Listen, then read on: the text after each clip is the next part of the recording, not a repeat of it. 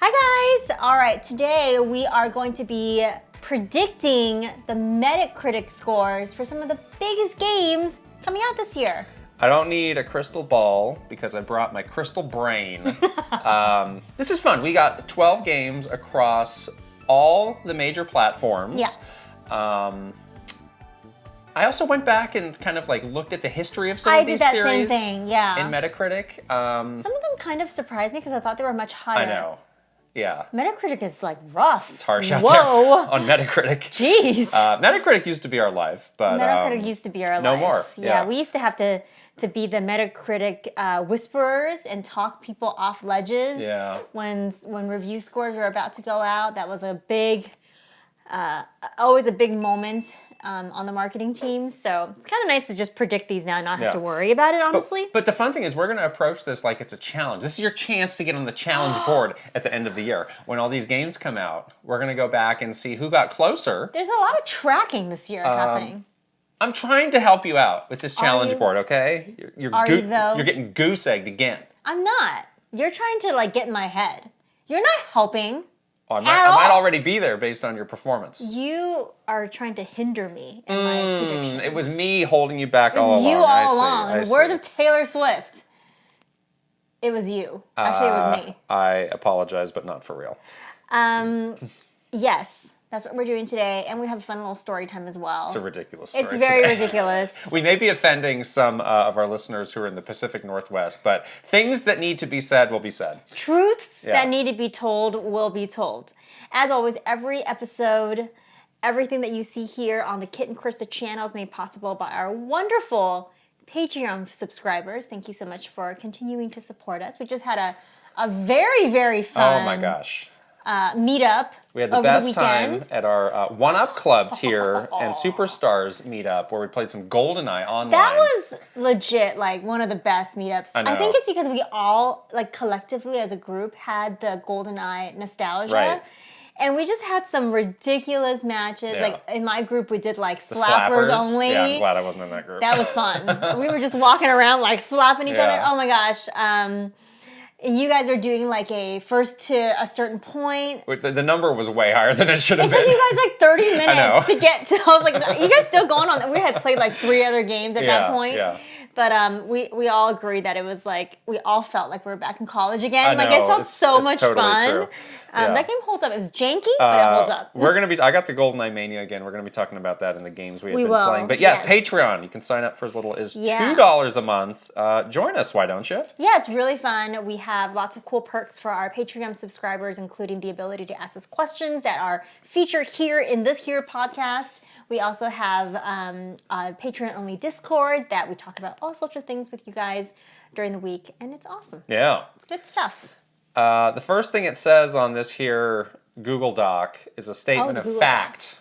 Sonic Week is over. Are you experiencing post-Sonic Week depression? I did put on that Tails onesie over the weekend. You did? Just because I was Why? cold. Because I was cold. Oh, it was cold. Yeah. I was very cold.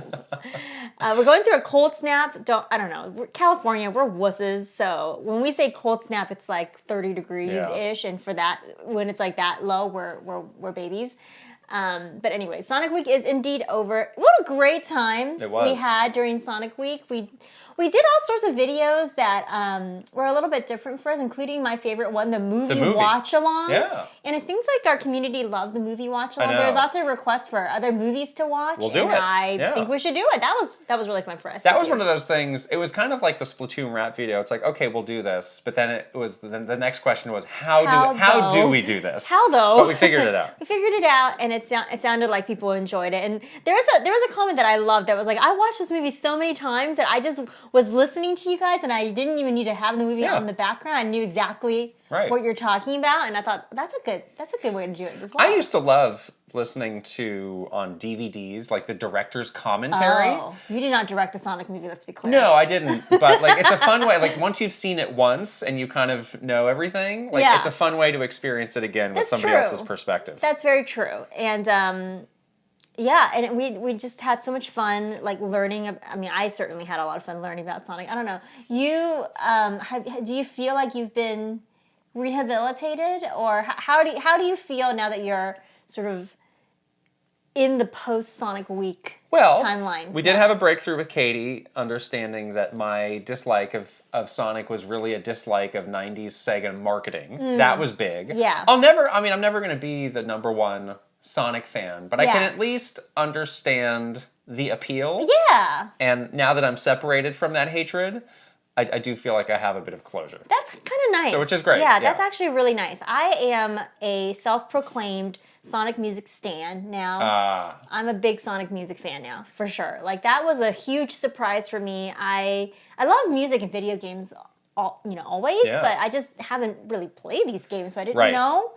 And that was my biggest, like, cool revelation during Sonic Week was like, dang, these are all bangers. Like, the music is so top notch, and I was so glad that I was able to like finally experience that. Yeah, it was really fun. But we have to think about like what the next week-long thing is. I saw one suggestion to do a Zelda week before Tears of the Kingdom. I think that's a good idea. Yeah. I mean, we obviously like Zelda, and we have played a lot of Zelda games, but there's a lot of Zelda games that I missed too. Kind of on the periphery of like handheld games or smaller games. Like, for example, people may be shocked to know that I've never played the Minish Cap.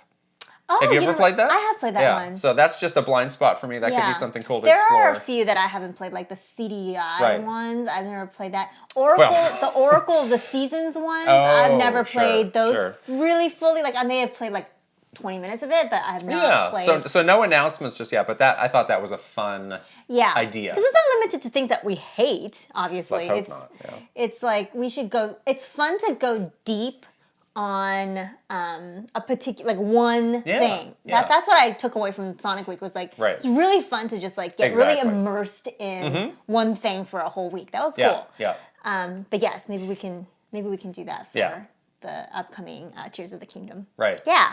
The next thing on this is a typo. It says Yakuza Ishin. Oh, it's like a dragon. Like Ishin. a dragon. Ishin. Yes. The vlog is live. Is out. It's got a real eye-catching thumbnail of you looking at a butt. Bodhi contender. First Bodhi contender of 2023 is in the. It has been revealed. But we have played this game. There's a video out with our impressions. You should check it out. We'll talk about our impressions later here too. We will, yeah. But this is kind of in a vlog format, which is fun. I don't imagine too many people who went to that event did that. So this was at this. Microsoft was partnering with Sega for this, and they have a space in San Francisco for those types of events, which really you'd been to before. I had not. Yeah.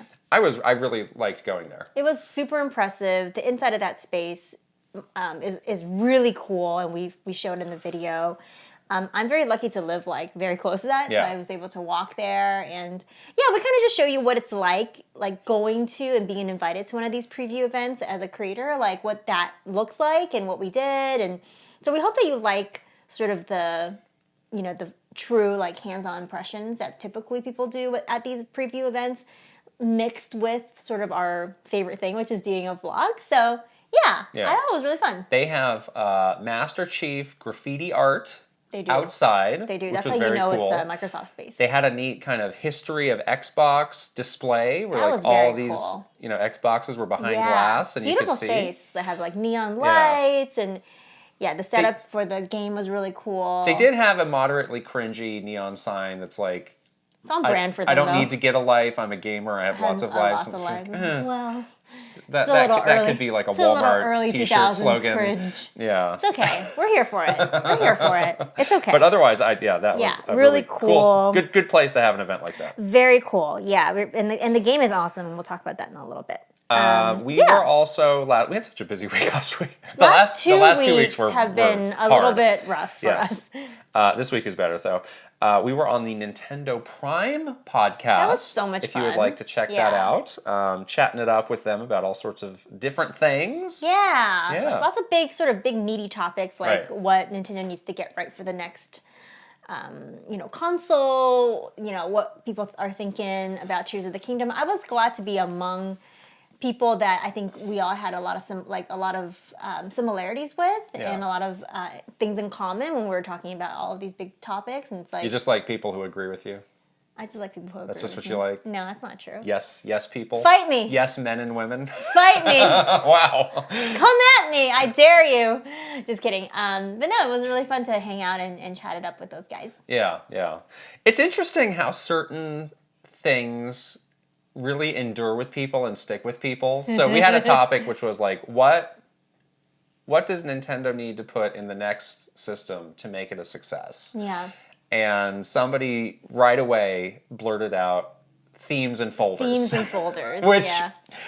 I'd put that more in the nice to have category. Sure. But like, people still talk so much about themes and folders all the time. It's like something really connected with the themes and the folders. I think it's not less about the themes and the folders and more about the ability to customize and personalize your interface. Sure. I think that's what people want. And people are used to that. Like, look at what you can do on your phone and how you can organize your phone, right? People want the same thing for their consoles, which the part of me that loves the organization and the customization, like, I totally get it. Obviously, I think there's like bigger fish to fry when it comes to like a new piece of hardware. But hey, I like a good theme and a good folder as much as the next guy. So I get it. Yeah. I get it. And then last thing at the top here. So like we've said, we are getting onto this new schedule for 2023.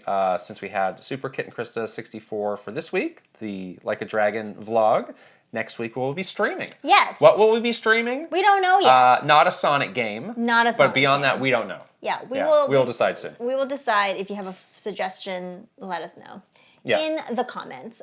We had so much fun, though, on that Sonic stream. Yeah. It was getting a little long towards the end. I can tell you were getting a little tired. It was like past 10. It was like past our bedtime. We're so old. But no, what it is, we have a 2-hour limit. We do. We really do. Our brains have like a 2-hour limit. This podcast, once it starts to get past 2 hours, it goes downhill real fast. Yeah. And that's the same thing that happened with the stream. We started at 8, and around 10 o'clock, my brain just... Yeah, also it was kind of getting late, right. too. But we had such a fun time with everyone that came through to hang out. Yeah. It was a fun stream. We had a lot of questions about like how to actually play this game. And the chat was very helpful. And it was very entertaining. So, with a few significant, maddening exceptions, that game was pretty fun. Beautiful game too. It's really nice to look at. Amazing. Yeah. And we had just it felt like a group play, which is like my favorite. Like we're very interactive with people in the chat, and they were very helpful. It was like a guide. It totally was. That you could just like ask to do whatever. It's like so cool that it was like that. I loved it. I loved it. So we got to think about something else to play next week. But it was really fun. Super fun. Yeah. All right. On to controversial story time. Controversial. The subject of the story time simply reads Seattle teriyaki. This is a years long thing that went on with us. I think it's a decade long. Well, certainly before I think you and I were even born, it was a thing in Seattle. But then it became a real personal thing with the Redwood City office versus... I think it was mostly just us, actually. Was it just concentrated on us? Yeah, I'm not sure too many other people really got sucked into this battle. We really got sucked in. We did. And I don't know why we became the targets of this controversy, but... So if you haven't been to Seattle... One thing that will stand out, or just the Seattle area, one thing that will stand out to you is there is an abundance of teriyaki restaurants. There is. Everywhere. Every which way you look.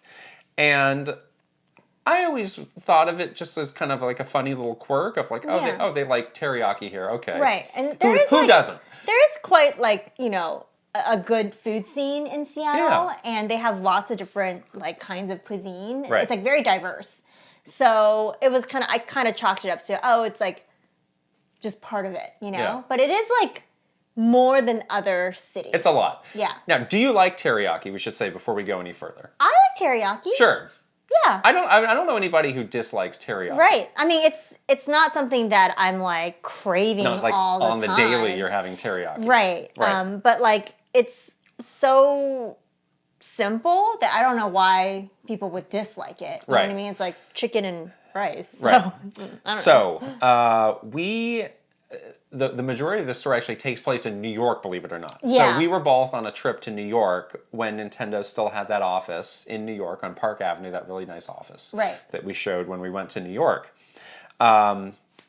A lot of the people who worked in that New York offices were transplants from Seattle. That's correct, yeah. And a number of them we were friendly with. And when we got into the office one morning, this person said, "Hey, Kit and Krysta, let's go out to lunch today. And guess what?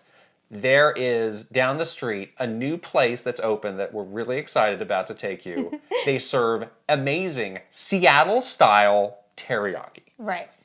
They were like really just overly excited about this. And like, honestly, if I was when I'm in New York, my first choice isn't to eat Seattle teriyaki because I want to eat like New York things. Like, I would have been perfectly happy with a pizza. But But you were definitely intrigued of like, well, what is Seattle teriyaki? I was like, fine. I mean, this person was so excited. Yeah, I was definitely hooked into this. Hard to like, not be intrigued or not be excited also. Yeah. And it seemed like this was a big deal because, again, this was a transplant from Seattle. It seemed like this person was really like missing this very Seattle-specific food item now that this person was in New York. Right. So I was like, what's the big deal? Yeah, what's this fuss all about? What could it be? And we asked him, and he's like, well, it's just a little bit different than teriyaki you've had. It's definitely better. It's, the specials. It's a little bit like, cagey. And he kept regaling us with like, teriyaki was created in Seattle, and they just do it differently, and it's just better, and it'll be unlike anything you've ever had before. So I was like, oh, wow. Wow, that's a high. Expectations were high. I'm ready to have my socks blown off by this teriyaki. Yeah. So let's go. So we get to the place, and this place is still there, right? This place is still What's there. it called? Glaze. Glaze, if anybody... It's actually a chain. I believe there's some in San Francisco now as well. Are they in Seattle? We should go eat it again and see if we can tell them. Anyways, keep going. So, ask like, well, what should we order? He's like, just get the basics, just so you can taste teriyaki rice bowl. So you can taste the beautiful flavor of the Seattle teriyaki. We're like, all right. So we get it, we sit down, we take a bite, and I think you and I share a look because guess what? This is just exactly like normal teriyaki. This is just normal teriyaki. It has I cannot. If you blind taste test me, I can't. It's exactly the same thing. Because it is. Right. There is no difference. There is no Seattle teriyaki. That's the crux of the story. And the guy was like, looking at us. He's like, it's good, right? It's different, right? And we're like, no. I mean, it's good, but not different. It's exactly the same. It's like literally, I mean, the teriyaki sauce is the ingredients you can't really get too creative with. Right. It's like soy sauce, sugar, mirin. Yeah. There's only so many things you can jam into teriyaki sauce. Yeah. What else are you going to put in there to make it different? Right. So, and it wasn't bad. It was fine. But it just was literally the same thing that we've had like normal a million times teriyaki. At a million different places. Yeah, not different at all. Right. And this person was quite disappointed by this revelation of like, I don't believe you. This is definitely better. I've had teriyaki different places. It can't compete. I was like, I don't know about that. Maybe, you should rethink your life. But then the story gets even like juicier because we then like tell everybody about this teriyaki thing. So we were making fun of this person. We were like, yeah, he totally talked it up. And then it was the same. Like, this is ridiculous. And we were talking to somebody quite well known at Nintendo. Who could it be? Who could it be? Yeah. We'll let you take a wild guess. This person is in the Seattle, the Redmond office. Of course. So we we tell this person what happened to us with his Seattle native friend and the teriyaki, and it sends this person into a tizzy. Right. He's like legit upset with us. Yeah. And again, it was the same arguments of no, it's better. It was created here. You haven't had it like this. Yeah. Yada yada yada. It's like meanwhile, it's like this teriyaki is fraudulent. Again, it's not bad. It's exactly the same. Yeah. Exactly. And it's not created there, by the way.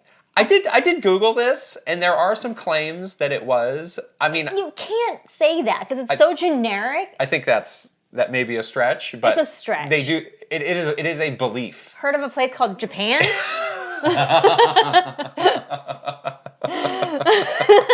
Just saying. But then this person takes us to a place in Seattle. Right. To eat. Right. So he's like, no, I don't believe you. So it got escalated. It escalated because it was like, no, this place that was in New York is not actually Seattle teriyaki. Yeah. This is why you can't tell the difference. So we go to a place in Seattle to have Seattle teriyaki with this person. Their proclaimed best version of the Seattle native took us. Yes. Right. Tastes the same. And it tasted exactly the same. Exactly the same. So again, he was furious. He flew into a fit of rage. It was I think he's still a little bit mad. I think he is. Because like sometimes when we mention it again, he gets like legit salty about it. Right. I know this person is a teriyaki lover. I know this person eats it quite a bit, which is fine. I agree. Yeah, I think this is like a personal just food favorite of his. Right. Yeah. But now again, we can claim. I mean, we've had teriyaki all over the world at this point. We have. Have these people? I don't know. So, well, this person that took us to this place in Seattle absolutely has had teriyaki in Japan. So I'm just like, it makes me even wonder more, like, what is wrong with you? So this became a major rift between us and the Redmond office because pretty much everybody there is like a true believer in the Seattle teriyaki. This is what I want to do. Blind taste test. I'm gonna get Seattle teriyaki. I'm gonna get teriyaki from other places in the world. We will blindfold them. And then you tell, if they can pick out the Seattle teriyaki, then I will proclaim that I was wrong once and for all. Really? Now, I admit, so I did actually, sometimes I would make a trip up to Redmond by myself. You would get that. And I would actually try different teriyaki restaurants. I remember because it's like, well, I got no dinner plans. What am I going to do? I'm going to do it. What's the most loserish thing I should do? Go to a teriyaki restaurant by myself. Well, no, you would get it like to go. But I tried out maybe like 3 or 4 other ones. And I would look, I was like, what is the best reviewed? Do the people love it? Like, I'm a local. I love this. And they all, again, they taste the same. They were all good. They were all fine, but they tasted the same. So blind taste test. This remains one of the big mysteries of my life. And it weirdly became like a huge point of contention. Right. That was held over us by someone important at Nintendo and had a hard time getting past that, honestly. Had a hard time. So. First of all, who cares? Second of all, you're wrong. Third of all, if anybody who's watching or listening to this has experience with Seattle teriyaki or knows any more about this, please put us in the comments. And like, tell me if you think it's different. Don't be scared. Yeah. I want to know. Like, truly tell me why. Our minds are open. Just like we're gonna have Seattle teriyaki week. Teriyaki week. Yeah. Yes, but that was an ongoing 10-year saga that has not been resolved because we left Nintendo. Maybe never will. And maybe we just don't care anymore. Yeah. I don't know. But Seattle so teriyaki. fun story time for today. Bit of a different one, but had to be shared. Yes. Okay. On to our big topic for this week, predicting these Metacritic scores. Yes. So like we said at the top, we have chosen the 12 biggest games. These have firm launch dates. Yes. For 2023, or at least are confirmed for 2023. There were a few that were a little bit iffy that we couldn't include. And we are going to see who can come closest to predicting these scores. Yes. Our first game, yes? I was going to say, just quickly, Metacritic reviewer scores, not the user score. No. Just to be clear. Yes, good clarification there. Yeah. Our first game is Legend of Zelda Tears of the Kingdom. Right. Now, we talked a lot about this game. We talked a lot about potentially how it might be challenging to capture the magic. Some disappointment might be felt. Right. A Breath of the Wild, and maybe it won't be as just groundbreaking, whatever word you want to use there. But we also did say that we both thought that the game was going to be reviewed quite well. Right. So what say you? Well, Breath of the Wild got a 97. Which is incredible. One of the highest scores on Metacritic. One of the great joys of my career was that I was with the developers when the reviews hit. Yeah. And they were overjoyed, obviously. Right. My prediction, again, is very in line with what I've been saying. I think it will not live up to what the original was. What could, but I still think it'll be extremely strong. And it's going to be very high quality. I am predicting a 92. Okay. Mine's a little bit higher. I'm predicting 95.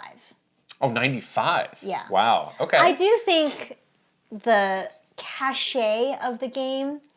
And even if you're building upon an existing foundation, I think that's going to carry some weight with reviewers. Sure. And it's just going to depend on how you're judging the game, whether you're judging it for uniqueness and new things, or you're judging it on the quality that was built on the foundation of Breath of the Wild. One thing I will say, there's a couple other Switch games on this list, is I do think we're going to start to see a lot of nitpicking about technical stuff, because that just is in what people are talking about, of like, this hardware is too old, or this frame rate, I counted these frames, and yada yada. The Switch is surely showing its age, and it's seventh year or whatever. And that's like a clickbaity topic for people. Right. So I can see that becoming like part of the narrative. Certainly, nothing I care that much about, but I do think somebody might hold that against it in a different way than they would have like a couple years ago. Right. And also, like, Breath of the Wild obviously was a launch title for Switch, so that also carries like a different weight. And it started as a Wii U game. So it might be easier to forget come any around technical... on that. Right. Okay. So 95 for me, 92 for me. you. All right. Our next game, and we're not going in any chronological order or anything, we're just as they came to mind, is Starfield. Yes. Huge game from Bethesda for Xbox. Launch date for this game is a little bit up in the air right now. Yeah, we think it's going to get delayed. That was one of our 2023 predictions. It'll get pushed out. Our prediction was that it would get delayed until probably like October, November, holiday. Yeah. So we'll see if that announcement gets made in the next few months or so. The other thing that I'm standing by with this game is I still think it's going to be like pretty like polarizing. Yeah. Like the stuff that we saw, some of the things look really cool. They have some really good ideas, but it also is very concerning that if it could feel like super bloated and super just like maybe like some areas would just feel completely like unfinished. Yeah. Like there's going to be a level of sort of jankiness, I guess, with a big open world. Well, the Bethesda jank is famous. Exactly. I'm with you. I think there will be parts of this game that will be amazing, that will really dazzle people. I think there will be parts of this game that feel not entirely baked. Yeah. And I think it will have the jank. Pretty big impact on the score. And really, at this point, people are sick of the jank. I think so, and I think too. that's going to hurt the score. And I think people, especially after like all the stuff that happened Cyberpunk, exactly, and all these like other the bugs games, and Pokemon. Yeah. So I think it's going to be 880. Oh, wow. Well, so just for reference, the last two Fallout games that Bethesda did, Fallout 3 got a 93, Fallout 4 got an 88. I do remember the chatter about the jank really ratcheting up after Fallout 4. Yeah. That was a couple years ago. Yeah. I'm predicting a 79 for Starfield. So we're very close.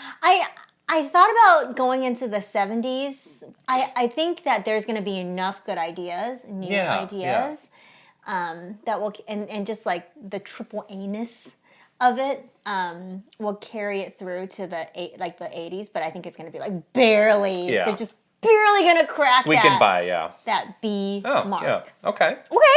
That's good. Our next game, we're back on the Switch, is Pikmin 4. Ooh. Pikmin 3, for reference, got an 87, which is actually higher than I remember. I remember it to be. Yeah, this game is pretty niche. I know there's a lot of like really like avid fans for Pikmin, but in the grand scheme of things, it's not like a Mario or Zelda. It's not at Nintendo. That level for sure. Yeah. If you like that kind of game, I think you like it a lot. But if you don't like it, you also don't like it at all. We don't know a ton about this game. Honestly, we don't know a ton about Starfield either. Yeah. Or Zelda, really. But it's okay. That's what this is about. So what's your feeling on this one? My feeling is going to be an 82. Oh, a 5-point drop from Pikmin 3, really? Yeah. Okay. Again, for any particular reason? I don't know. I just feel like, this game, again, is just so niche.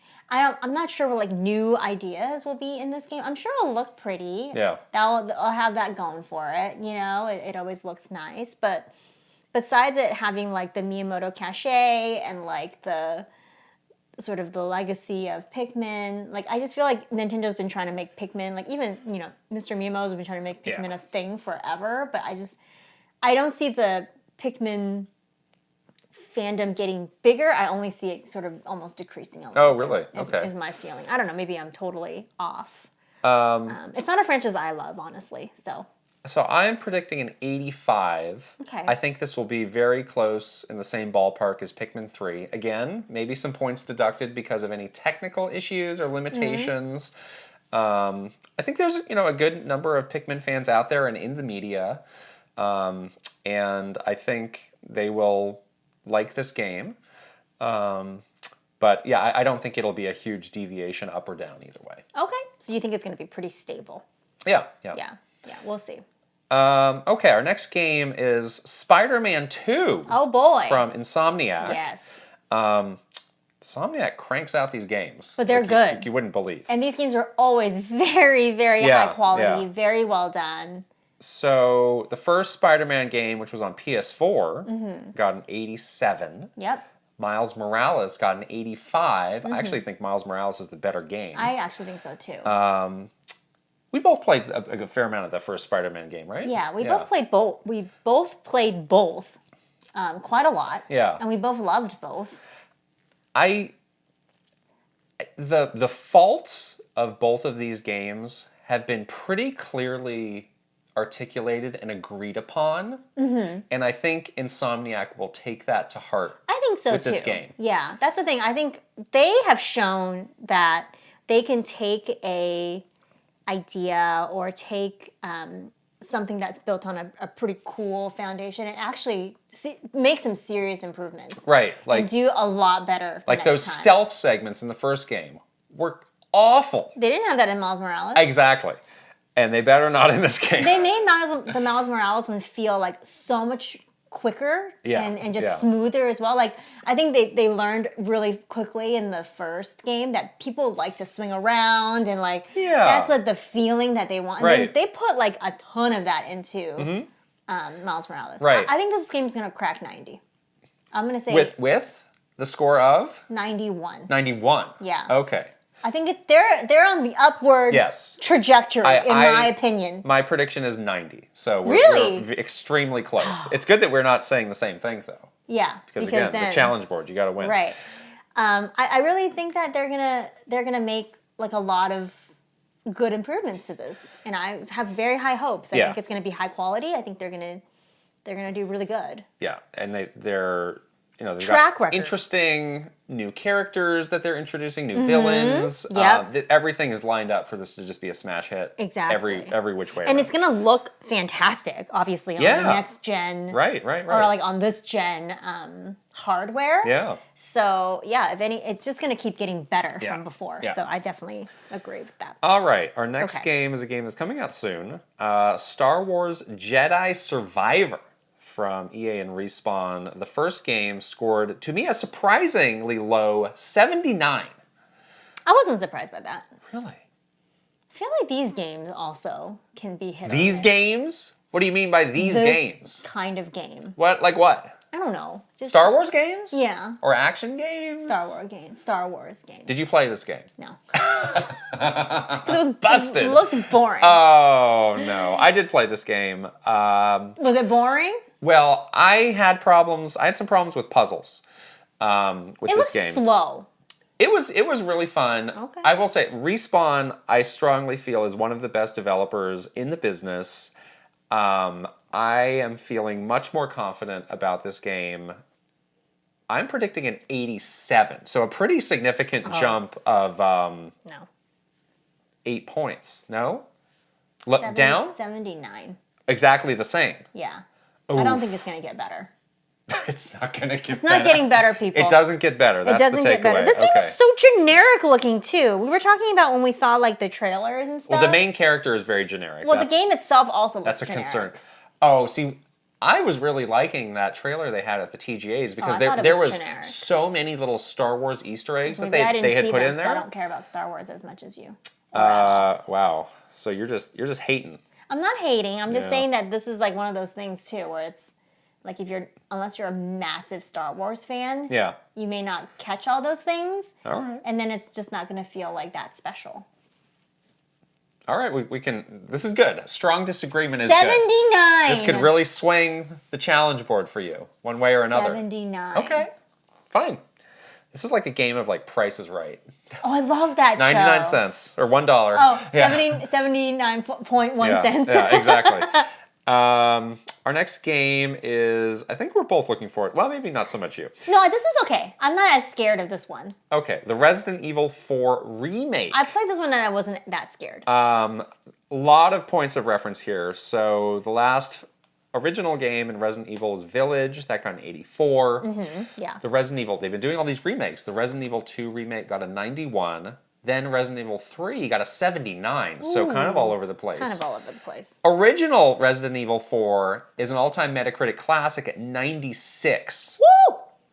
I have extremely high hopes for this game. I think so too. Because this game is... it's one of those games where the mechanics have kind of let it down if you play it today. Yeah. But the concept and everything else around it is still super top-notch. So I think with the modernization they're giving this game, it is going to be fantastic. I'm predicting a 94.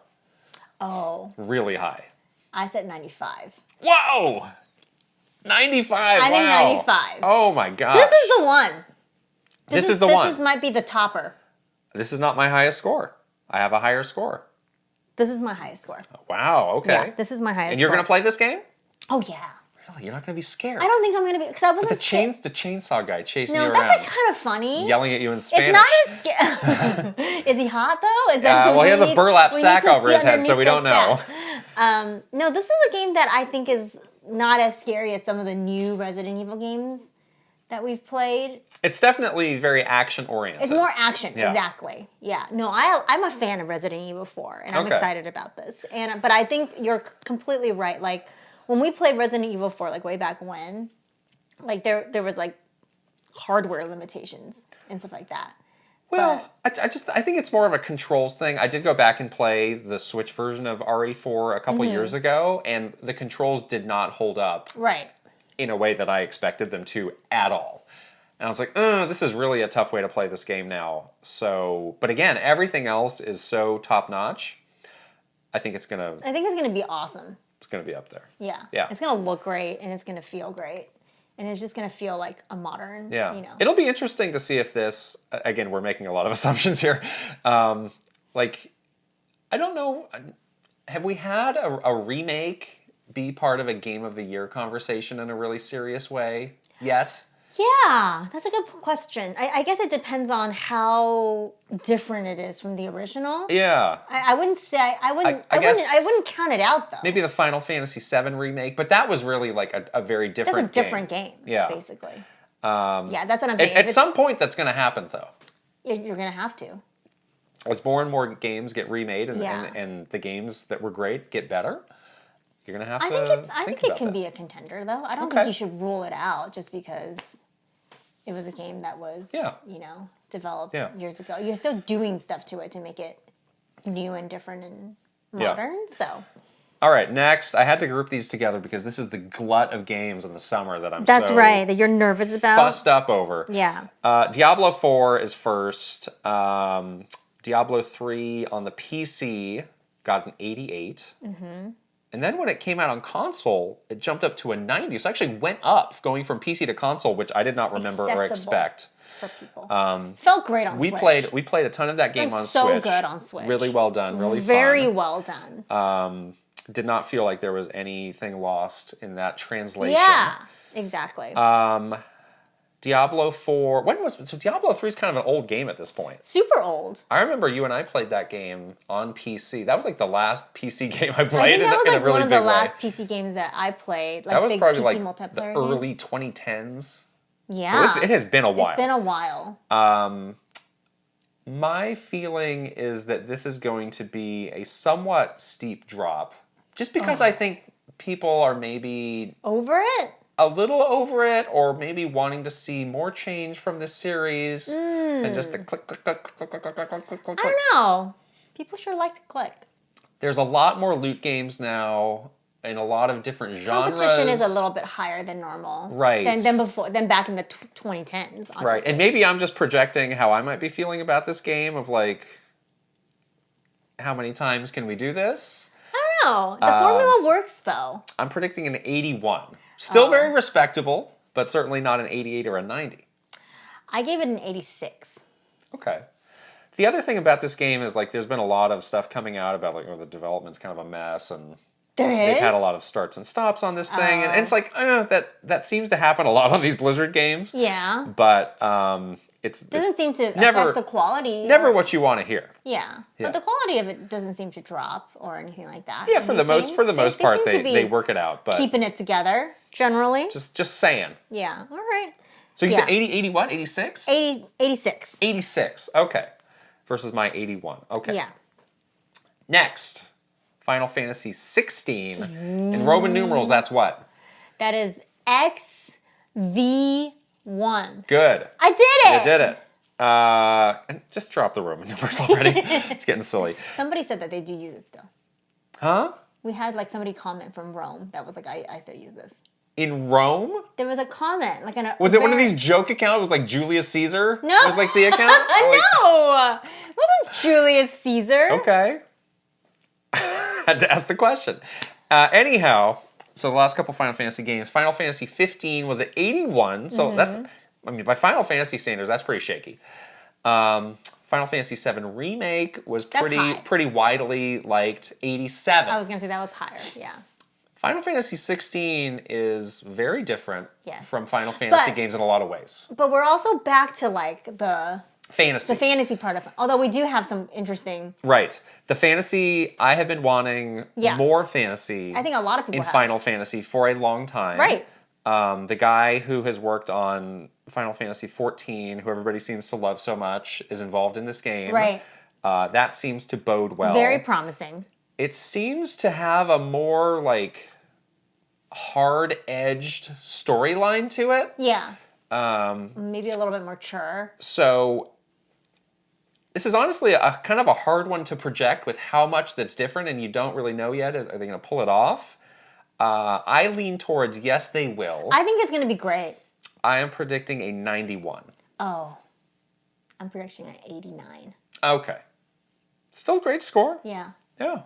I think it's going to be quite high. Yeah. I actually wouldn't be surprised if it cracked 90, but to be conservative, I think 89. I agree. I think that there's just a lot of like things that we've seen so far that are things that people have been asking for a long time in a Final Fantasy game. Yeah. And they seem to be focused on that. Mm-hmm. They seem to be clued in. Like, this is what people want, and we want to give it to them in, like, the best way. So, I have high hopes for this one. Yeah, great. Street Fighter 6 oh, boy. Is next. This series has seen some ups and downs. Street Fighter 4 got a 93. Street Fighter 5 got a 77. That's a big drop. It's a pretty big drop, yeah. That's a big drop. Street Fighter 6 seems to have a lot of momentum. Everybody seems to have loved what they have seen and played of that game. We played that game. We played that game very briefly at an event. And it was very cool. It looked beautiful. Looks great. Yeah. Feels great. Cool. Yeah, feels good. Seems to have... I think the criticism of Final Fantasy V was that it was super light on content at launch. And Street Fighter V. Yes, what did I say? Final Fantasy V. Excuse me, Street Fighter V. Street Fighter 6 seems to have a lot going on. Yeah. In it. They really have like built out this kind of almost like a world for it. Yeah, so I mean, who knows? I mean, ultimately you want to fight in Street Fighter, but you need to have other stuff to do. Yeah. This is actually the game that I have the highest score for it. You do? 95. Whoa. Yes. I mean, Street Fighter is the gold standard for fighting games. Yeah. Fighting game people are extremely passionate. They love it or hate it. Hype. I think this is one that certain people in the media will like seek out of like, I'm going to review this one because I'm the fighting game guy. And I think this is going to be like, yes, this is the best fighting game in, X years, or the best Street Fighter. Yeah. Since Street Fighter 4. I can see that. I think the score is going to be very high. I think it's going to be also quite high. I gave it a 93. But yeah, I think that so far it's looking very promising. I'm not a big fighting game person, right? So I don't know as much about. But you're very interested in this one. I'm super interested in this one, which is why I think people would like it because I think they have enough for like more casual players too, right? And like I like the Street Fighter characters a lot, and they seem to be doing a lot with that.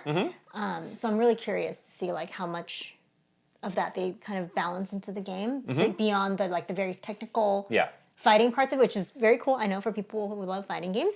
But yeah, and this is like I think the only one on this list that we've actually played. Yes. Yes. Yes. And I thought it felt really good. From those 5 minutes, those were a great 5 minutes. It was actually 15 minutes, but okay. Redfall. Redfall is next. This is a hard one for me to project. Yeah. I have never played a game by this developer, to be honest, Arcane. Yeah. And they actually have, like, within Arcane, there's different studios. So there's, like, a France studio and a Texas studio. So, again, I ran through, I have Dishonored 2, 89, Deathloop, 88. But those were actually made by different teams. I played Deathloop, but very briefly. So I don't know if you can take away a lot from that consistency because it's two different teams. This is the Texas team. We obviously saw a bunch of this in the developer direct. But again, very multiplayer focused, kind of a different game for them. I don't have a ton of confidence in my projection. I kind of went down the middle with an 86. Oh, I gave it an 82. Okay. I also kind of felt like it was going to be like middle of the road. Yeah. I think that I guess Deathloop, the very brief, time I had with that. Yeah. There is a style, but I don't know if this is the same developer. It's not. Okay, then never mind. Then scratch that. I guess from what I've seen though of this game, like through trailers and stuff, there is like a unique style to it that's different than other games of this genre. There's some creativity to it, so I think maybe again like that sort of like uniqueness factor will give them an edge. Yeah, yeah. But yeah, really hard to predict. Just like no other game sort of like this that we can compare it to. They are kind of a developer darling where people really are rooting for them and their games are very unique. Exactly. So I don't think it'll be bad by any means, but it might be a step down from some of their other stuff. Yeah. Okay. Next one. To the end here. Another one that is super hard to figure out. Armored Core 6. So, the last two Armored Core games for us. It's fascinating. Armored Core 4, 65. Armored Core 5 in 2012. This is 11 years ago. Oh boy. That was the last game in the series. Also, 65. A lot's happened since 2012, though. A lot's happened. And we know what this developer is capable of. This studio has completely changed. Yes. Yeah, FromSoft used to be known for kind of making junk. But now their game junk that people loved. Certain people loved this junk, but it was still junky. One man's trash, as they say. That's like the studio tagline. Just in case some people don't come to me, I played the Otogi games. I played both of them. Okay. I have not played any Armored Core type games. I have not played an Armored Core. When I saw that trailer at the TGAs, though, I'm like, I'm into this. Anything this developer makes, I'm into it. There was a game I played. What was the name of that game? It was on Xbox 360 from Chrome Hounds. That was the last kind of game of this style that I played. Okay. Which was like anywho. What is a mech? It's another big online mech game. Yeah. I like mechs. Anyways, but yeah, FromSoft though has really turned around into something that is quite formidable. Right. We saw what they could do with the Souls game that used to be, I think before Elden Ring, quite niche and just something that is not mainstream really at all and not approachable. And I have faith that they could take a series like Armored Core that's very, again, for a certain type of person and make it approachable. And I think if they can do that, it's not going to be a 65. Right. Yeah. I think it'll be higher than 65. But what will the score be? I think it's going to be 84. I'm very close. I'm an 82. Ooh, okay. So we're both in the low 80s. I do think they are going to apply everything they learned making all those Souls games, which will be great. I think so too. They've learned so much over the last 10, 11 years. I still think this game is going to be super crunchy in a way that is not going to be for everybody. So that's a significant. It's 17 points higher than the last game, but I think there's kind of a ceiling. If they can break 80, like that's a win for them. I think there's a ceiling on it because it is so crunchy. Yeah. Of the audience that can put up with that, honestly. Yeah. I don't know. We'll see. They could take it in a very different direction. Again, we've seen one CG trailer. We've seen one trailer, but we have a lot of evidence that this developer can really do some incredible things. Yeah. Like, really, like, the way that they can capture an audience, they understand how to do that now. Right. So, if they can apply that in a way, if they can repeat it, if they can make that repeatable, then that is, like, you didn't just capture, like, lightning in a bottle or whatever with Elden Ring. Like, you really got something. You really understand something about the human psyche to make them like tick through these games. And that would be really incredible. And I want that to happen for them. Like I'm like hoping that that's what will happen. Wow. Okay. Yeah. You're going to play Armored Core 6. I'm going to play Armored Core 6. All right, cool. Our final game is from a series we both love. Yes. Assassin's Creed Mirage. Yes.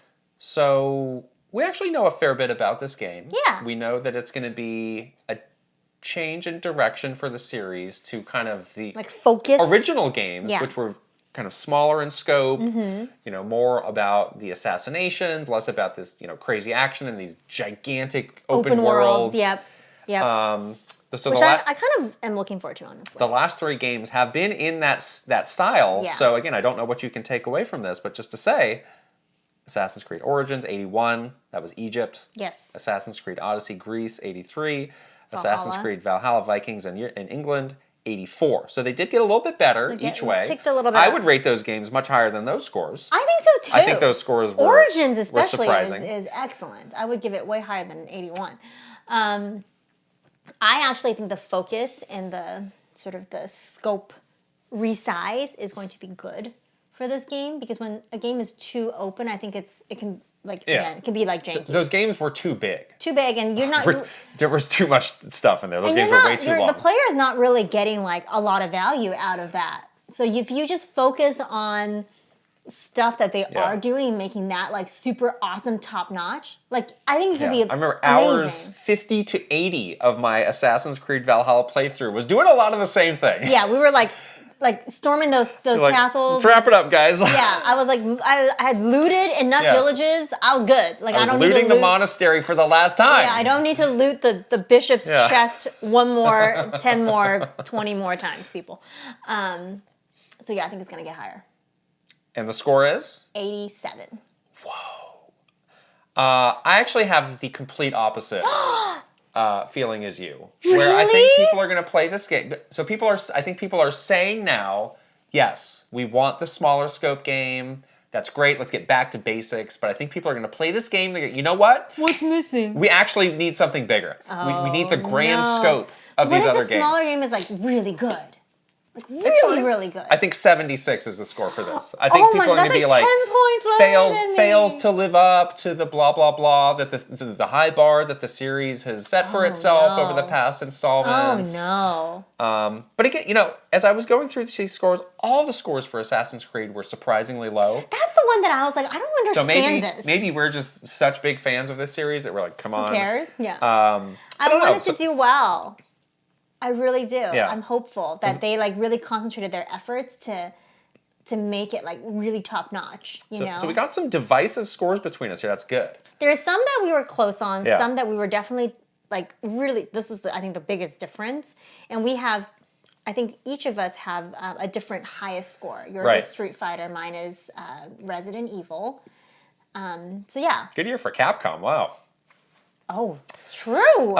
There was a 13th game that now I'm kicking myself. Maybe we can just do that real fast. Uh-oh. It is coming up very soon. It's that Harry Potter game that I actually don't remember the name of it. Hogwarts Legacy. Wonderful, wild and woolly world of wizards of Hogwarts. Hogwarts Legacy. Okay, great. You're certainly a Hufflepuff in this moment. I don't know anything about the history of Harry Potter games because I haven't played them and I haven't paid attention. Shaky as people have been playing. I think the score of this is going to be very low. I think it's going to be like 62. Oh wow! They do seem to maybe be biting off more than they can chew with this game. I think they're going to mess it up. And I watched some previews of it and hyping up the scale and all the things that you can do. Yeah. And I'm like, I don't know if you're going to pull this off. Yeah. What do you 62? think? 62. I was thinking like a 68 maybe. Oh, that's higher. But it ain't good. It's not going to crack 70, no, that's for sure. That's not good. So fun bonus. 13th game. Ooh. Wow. Lucky number. A baker's dozen? I have nothing more after that. Okay. Yeah. Well, this was very fun. That was fun. We will put this all, obviously you've been following along here, but we will put this somewhere, squirrel it away in our 2023 prediction keepsake box. Yeah. With our predictions, with these predictions, and with our overall year predictions. We're going to keep some track here. Don't meddle with my scores. I know you do that. I see you go. We recorded a video, so I can't really. I'm going to time passes and people forget. I'm not going to forget. Garble your voice. I'm not going to forget. You deep fake me so that I say a different number. I'm like, can you count to 10, please? Deep fake you. Come on now. All right, the games we've been playing. This is jam packed this time. Oh my gosh! I know we went through a really like a dry spell, and then we got blasted with games, which is great. Let's start with Like a Dragon Ishin. Because we only played that at a preview event, and it's coming out in just a few weeks now. Yeah. 21st of February. This is the next big game that I will be playing when it comes out. I am also I went from knowing nothing, zero, about this game. Obviously, we're both huge fans of the Yakuza series. But I actually did not have this game on my radar at all until we got invited to this event. I kind of didn't either. Excuse me. And then I played this game and I was just blown away by how cool it is. And yeah, I'm really looking forward to it. Yeah. Really, really, really. Yeah, so this is a historical throwback. It's 1860 something? Yeah. So 19th century. It is that interesting time period where it still feels like old Japan, but it's you got guns. You got a gun, yeah. And there's some Western influence that's starting some to industrialization. come in. Yeah. But something that immediately stood out to us is it's set in Kyoto, which obviously is a town that we've spent a fair amount of time in. Yeah. And you can definitely see some of the landmarks, and they talk the neighborhoods that they talk about. You can see, from then to today. Didn't really change that much. There are some similarities. There's a lot of similarities. Which is cool. Yeah. Yeah, exactly. We were playing a portion of the game that was sort of set in the Gion area and around the Kyoto River, which we've spent a lot of time in and around when we were working at Nintendo. And it was very familiar. I think in our vlog, we even pulled up some old photos of us at the river, and it looked exactly the same. It's kind of crazy, actually. And it's it's a big open space like other Yakuza or Like a Dragon games, and the level of hustle and bustle in the city is really cool. It's very cool. There's a lot going on. There's a lot you can poke your head just in any little shop or restaurant, and there's something happening. I love the little markets and stuff like that. Yeah, lots of little mini games and side things to do. Yeah. It feels very alive. The level of detail was very high, I thought. Yeah. Which is fun. And again, only this series can do this balance of very serious moments and very goofy stuff. Yeah. I don't know how they do it. We were talking about the funny thumbnail, but that literally was a side mission. That happened, yeah. Where your main character goes into a bathhouse and someone steals all your clothes. Right. And you have to chase them down the street in your underwear. Right. But then that is set side by side with this super serious storyline mission about your sensei gets murdered, a Yakuza storyline. Yeah. And you have to go and infiltrate the different ranks of these warring, people or whatever to try to find out who his killer is, and it's very serious. But then you're running down the street in your underwear. Yeah. So I don't know how it doesn't feel weird jumping back and forth between those two things at all. I think they do it so well. Many games would struggle with this, but this studio somehow it's that's just what they did. And it's kind of like when we played the last Yakuza game we played, Like a Dragon, Yeah. was like you had that chicken stockholder thing. Right, or there was like another guy in a diaper again. Yeah, there was a guy in a diaper. But then Yeah. like you also had this, again, a very serious storyline Right. Of like societal Homelessness and- problems. right, Yeah. real world problems. Real world problems. Yeah. So I don't know how they do it, but I'm grateful that they do it because it makes it such a unique experience, and it just makes like this. It could be this very kind of like serious game, which would still be fun, I think. Yeah. But I think this just adds like a layer of I don't know. It was like humorous and entertaining. If you're wondering, with the last game being turn-based, this is not turn-based. It's not. Yeah. This is proper like action fighting. Yeah. And you have these like 4 different fighting styles that you can choose from. Which one did you say you liked? The sword and the gun? There's a samurai sword, there's a sword and the gun, there's a brawler, and then just the gun. Yeah. You can kind of switch between all 4 quite seamlessly and quickly, which is really fun.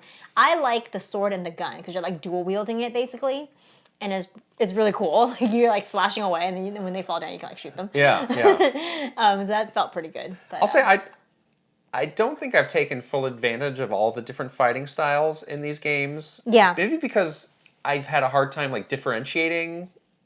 But with this one, it's like with it being associated with different weapons, it's very clear. Yeah. And I really like just the gun. Yeah. Because you don't have like a lot of ammo concerns because you can just shoot like, freely. Unload. And like sometimes like a guy with a sword can block a bullet, which is not realistic, but I mean, otherwise it would be unfair. Yeah. So it's fun. There's a lot of depth there. There's a good also like they give you like points after each obviously after each fight like they normally do, and you like get money and stuff. But like it's cool because like there's also points for like the dodging and like just like how marvelous like your action playthrough is. So yeah, anyways, I went from knowing zero and had not even realized this game was coming out in February to being actually really excited for it, and this being on the list of my next big game that I'm going to be playing. So more on that soon.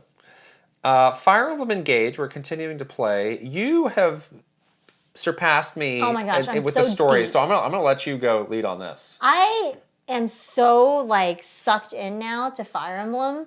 Like I don't know, this game definitely has like its fair amount of not problems, but like slightly disappointing weird things. Like, yeah, the relationship stuff is pretty lacking. Like, it's pretty surface level. I think they can do better in finding a balance between, like, how much relationship stuff that we were forced to do in Three Houses to how little. And then, like, the Awakening was sort of more integrated into the story with, like, having, you know, the kids or whatever, to what it is now, which is like literally the most bare bones thing. They bury like the support conversations so much that you have to like go into multiple menus to even find those. And I actually spent a fair amount of time last night because I was really behind on my support conversations to like go through everyone's, because it was not clear to me like in the normal cadence of going back to your like hub world, to going into battles, like where to do that. So there's some weirdness there. The character design too, like I'm like iffy on some of them. Like some of them look like legit great Fire Emblem characters, but then some of them just look like clowns. I'm like, why are you dressed like you're from the Moulin Rouge? I don't understand how this works. Like it just feels like it's characters from like 2 different games. You know? So I'm weirded out by that. Like, it takes you out of, like, this world that they're trying to build. It's like, you're a knight, and then you are wearing, like, a tutu. Like, what the heck is going on, you know? Yeah. It's a little out there. So it just feels like kind of, like jumble, like so different that it doesn't feel like the same game. But that all doesn't matter at all, because this game is awesome, and, like, it just truly has like that Fire Emblem addictive cycle that you cannot get out of. Like once you start to like get into the battles and the strategy and like figuring out your character, and then the emblem ring stuff that they do is a cool little ad. Like it definitely feels gimmicky. So that whole system, I still don't feel like I'm completely getting the most out of. How do you manage those rings? I need a tip. So I like to pair the rings with a similar character. How similar do you need to get though? Like I try to keep them pretty. Like I look at the skills that the rings give you, right? And I think about like what character would benefit the most from. So here's an example. So like I've been trying to like level up and really have this like really sort of good balance like sword master kind of character, which is that really hot. Diamant is so hot. He's the new husbando, guys. So hot. New husbando just dropped. New husbando drop. Exclusive drop. First of all, he's hot, so I have to use him. Yeah. Second of all, like I want someone that like has like enough armor to like take a hit. Yes. But also can do some damage. Right. Like some of the characters, I'm like, what's wrong with you? Like, some of them are a little weak. Suck. Yeah.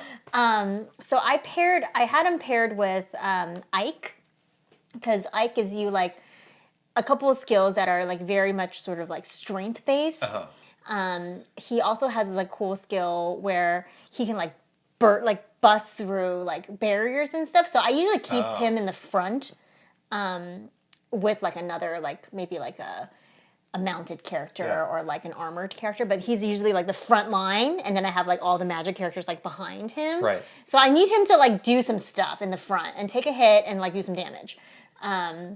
So like that's how I do the rings. I don't know if that's how people do it. When you max out those relationships, what do you do then? I mean, because I've hit that point with a number of them, and I've not really changed it. I mean, I feel like I need to do something. I'm not sure what. I don't know. Like I am really invested into this like core group of characters now. Yeah. Like I benched. There's a lot of characters in this one too. Yeah. Like maybe too many even. I think so. At and this point, yeah. I've benched a fair amount of them. Like I want them all. I can't let them die, obviously, and I need to collect them all from like I do the paralogs to collect these characters. Yeah. But I also don't ever use some of them. So like it's okay if they max it out. Like there may be another character that. But do you move the ring to somebody else after that? I don't, honestly. You just leave it. I leave it. Okay. Because there's more rings to get. Seems like there's plenty of rings. There's 12 total, I think. Okay. So there's more rings to get. Some stories have happened and the rings were involved in it, so I won't spoil it for people. But the ring management becomes like quite a thing because you do have to like kind of figure out who to pair it with. Yeah, but you know, my core group is pretty strong now. I don't like the main character. She is very weak and annoying. Really weak. I've tried so many things to like help her level up. I just have to keep him in the back. And occasionally snipe a kill. I do a snipe kills for it's not great. And like whenever you try to like when you do the thing where you see like how much damage it does to you, it's always like a significant amount of damage. It's like, what is the point and it's of always you? like, oh well, it's game over if this character dies, so I have to be super careful. I know. It stinks. True. It stinks, yeah. It can, like one shot kills. Right. I'm like, how is this possible? You are a dragon child. I really need to like power that character up, but I don't know a good way. Yeah, I've been trying to have it like do a lot of the like have it next to somebody so they can do the chain attacks. Right. And then have it snipe like a kill at the end, like get it down to like 3 health. Right. And then So there's like no question. Right. Yeah. Because otherwise it's so hard. It's dicey. It's very dicey. But yeah, again, I'm so like sucked into it though. Like the way that they do the battles and stuff, it's like it's fun. It's really good. It looks great. They put in like, you know, some interesting little quirks to the maps. They have some really fun, you know, character combinations. I just got one that's really cool. It's a mounted bow shooter. Oh, neat. That's pretty cool. Yeah. That's been fun. You know, I got these like really interesting like healing classes that can also do like a fair amount of damage. Like what is it, like priest monk kind of like class. Like the hand-to-hand stuff. Yeah, they do like the martial arts basically. Like it's really good. I'm very much sucked into it now. Yeah. I'm like, should I buy the DLC? Like, might as well. I'm already thinking about it. It's good. Yeah, it's really, really good. Yeah. I honestly don't have anything to add. You said it perfectly. But I'm still playing this game too. Yeah. GoldenEye is the next game. This was a bit of a surprise coming out of nowhere. Yeah. It's out on the Switch and the Xbox. You played it on both. I played both. Have you? I've only played on Switch. Because I just had to see like what was the differences. What was the differences? Well, the big difference. Multiplayer. No. Controls. Huge difference is on the Switch, by default, the vertical aiming is inverted. Normal. And on Xbox, they'll call it normal. Normal. It's not normal. It's very normal. It doesn't make me normal if I like, and not normal if I like to invert a control. Yes, it does. It doesn't. It does. You need to stop. And then on the Xbox, it's not inverted. So I don't know what happened there. The controls are a mess. That's not true to the game. But the game is still really fun. Yeah, so the Switch version, oh boy, you really have to jump through a lot of hoops to play it properly. Of hoops. And it's stuff that like you can figure out, but it's asking for a lot. I worry about a lot of people's experience with this game. I had to watch like 4 or 5 videos. Right. On how, and I'm invested in this. Yeah, so the default controls, we should say, unplayable. Absolutely unplayable. It's just like a hodgepodge of just throwing buttons on the controller. It's not, and it makes no sense. Absolutely no sense at all. Right. So you got to go into the menus. So your options are buy the N64 controller, which quite expensive and also impossible. Works perfectly, but expensive and impossible to get. I heard it's impossible to get. Impossible to get. Yeah, we were talking to our right, because everybody wants it to play this game because they can't play it. Or at the system level, you remap the buttons, and there's a few different ways that people have been sharing ways to do it. I found a way that was good that let me basically do modern like twin stick aiming, which is different from the first game, which obviously only had one stick. But it feels good to play it that way. Yeah. They also have like some button controller options in the game itself. Right, you also have to fiddle with that. Yeah, and that menu is impossible to navigate, by the way. So multiple button configuration layers. Yes. Challenging. So what style did you eventually go with? I am on that solitaire style, but I remap my system level. Okay, well then we're probably doing something similar there. But I mean, the aiming of that game is notoriously hilarious and ridiculous. Yeah, I mean it has auto aim, so yeah, it's the stupidest thing ever. It's never going to be the most precise thing. It's fine. It's actually laughably funny to play it. You just wave it around and shoot. It's fine. The other layer of ridiculousness is playing online, which we had a first-hand experience of. So just all these NSO games use the same online system, which is extremely unintuitive. It's where so to start a game with somebody, you don't actually open the game. If you open the game, you've made the biggest mistake of your life. Yeah, you need to actually go into a different menu. Right. But even then, that menu is very confusing because it doesn't give you an option to like open a room like you don't normally do with multiplayer online games. You have to choose an option that basically sounds like you're playing alone to play with people. Yeah. So that makes and only with friends. Only ever with your friends. Never with random people. We had a very fun exchange your friend codes with our community. Yeah, so it was a mad rush of putting in friend codes. Yeah, and then like I got like millions of friend requests like within hours of doing our meetup. I mean, it all works at the end. Now, after all of that, the game was incredible to play. So fun. Super fun. Online worked well. It worked really well. No disconnects. Right. Smooth. Yeah, it felt great. Felt like it was 1998 again in some... It did. In some like... We didn't have our cardboard TV dividers. No, we didn't do that. We should have made them for the Switch. Like a little handheld, like the little tiny dividers. But it felt so nostalgic. We all had such a great time. It was probably one of the best meetups we've had because the game was so perfect for it. But... a lot of hoops though. I mean... I just don't know what Nintendo's doing with this because this game is a big deal to them. I mean, they've probably been working for like, who knows how long? Like, could be over a decade. I mean, this is the biggest game for N64, arguably. To get this game on their platform again, to work out all the legal mumbo jumbo. Sure, yeah, licensing So it's not stuff. it's not like just any other game that's like, fart it out, who cares? Like, this is a big deal to them. I guarantee at Nintendo, it's like, how are we leveraging this to get people to sign up for NSO? How are we doing this? Yeah. What are we doing? What is the campaign? What's the plan? But to make it if this many layers... The thing, it's okay, all those hoops, it's fine for you and I because we're invested enough to want to figure it out. And it's like, we have the know-how to do all this stuff. Yeah, and we're not the audience that they should be going after either. There are so many people who played GoldenEye like maybe in college 20 years ago and probably have not played a lot of games since. Right. Those are the people who are going to be so mad and so frustrated. Yeah, exactly. If they're like, oh, GoldenEye, I remember that. That's fun. Yeah, let's get the friends back together. Yeah. And it's not going to work, and they're going to be frustrated, and they're going to hate this Switch and the Nintendo Switch Online. Yeah, it's going to have like the opposite effect. Right. Like you can turn off that audience so fast. And I was getting frustrated, and I was gonna, push forward with this. Yeah. Like, I was already like, oh my gosh, this is the 4th video that I'm watching on how to remap my buttons. Like, okay. Yeah, so and a lot of people have come out and said, oh, it's no big deal. It's like, yeah, to you and I, it's not a big deal, but to a lot of people, it's a huge deal. It's too much to ask. And it's like, why doesn't it just work? It will be the thing that gets them to not get it and not play and not do it. So they kind of miss like a whole chunk of interested people and a potential like huge audience. Yeah. Because it's like, it's, such like so many hoops that you're requiring. Right, and it's not even just changing the buttons in the like if they could move that from the system level to the N64 game app, that would be a little bit better. Mm-hmm. Because A, how many people know you can even do that? And then B, you really need to dig deep into that system menu. Deep in the system menu. And again, we know about that. We know how to do that. A lot of people don't. Right.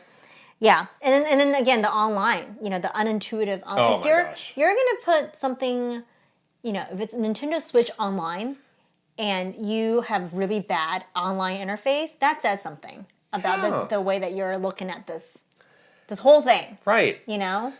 So it's just like who's the joke on of like NSO is like one of your most critical services. This is this big, huge game. Like you're always talking up the numbers. You're always wanting to get more subscribers. Like, are you serious about this or not? Because this proves that you're not serious. Exactly. And like they also have had so many like negative things about NSO already. Right. Like this is not going to help. They're numb to it.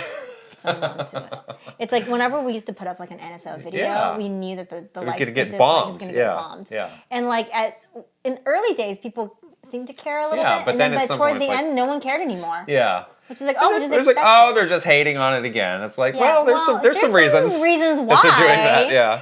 But now it just seems like they're totally like checked out. Right. Yeah. So the Xbox version has,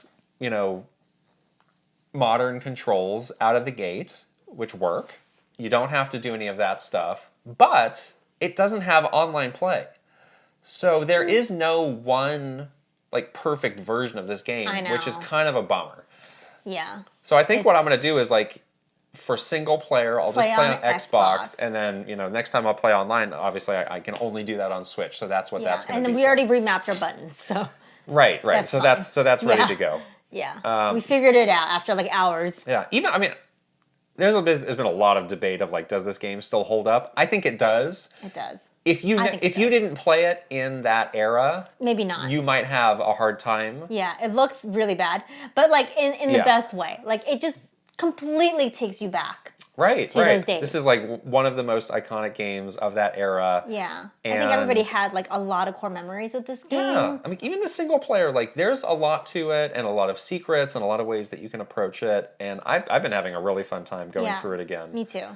I had never played the single player, so I might like dig into that a little bit more on the Xbox version. Yeah. I want to shoot the guy in the toilet.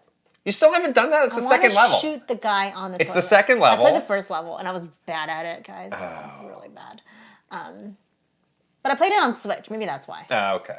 I'll play on Xbox. It's on Game Pass. Exactly. Free.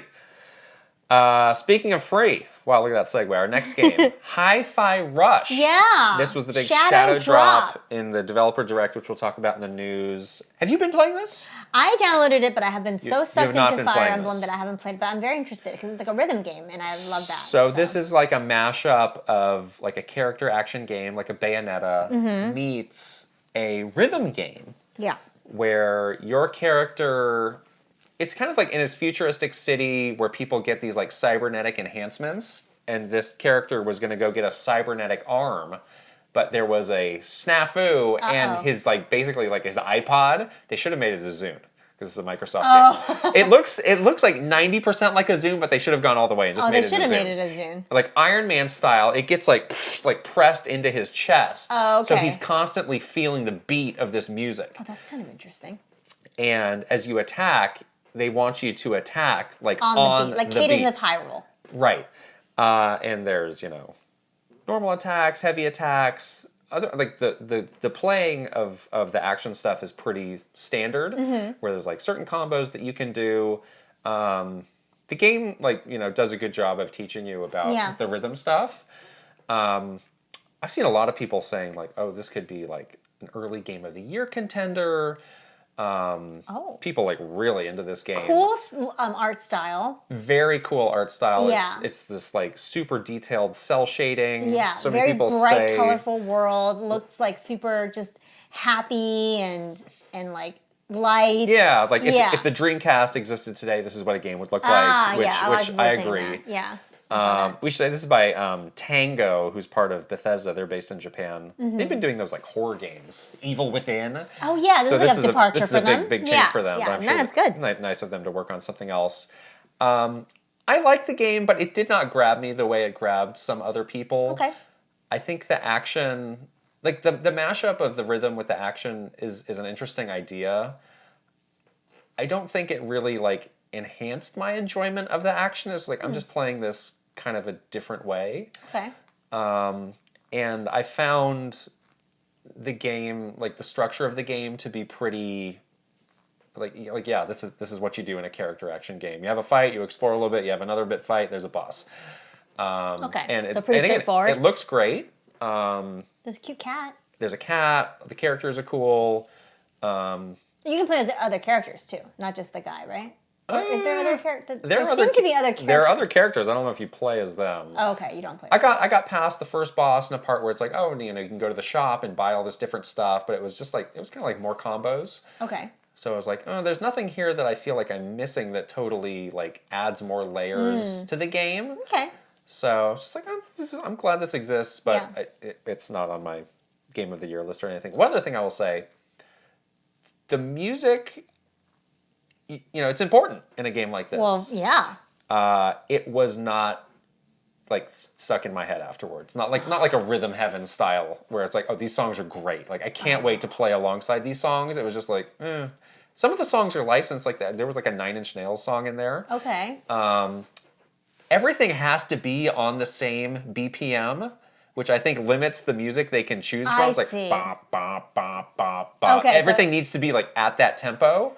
So they're like limited by right, that. and they need to pick songs where that is super prominent so that you can like actually do the action, internalize that, and do it. I think a metronome kind of effect. I think that really limits the amount of music that they can pull from. Do they have any original music?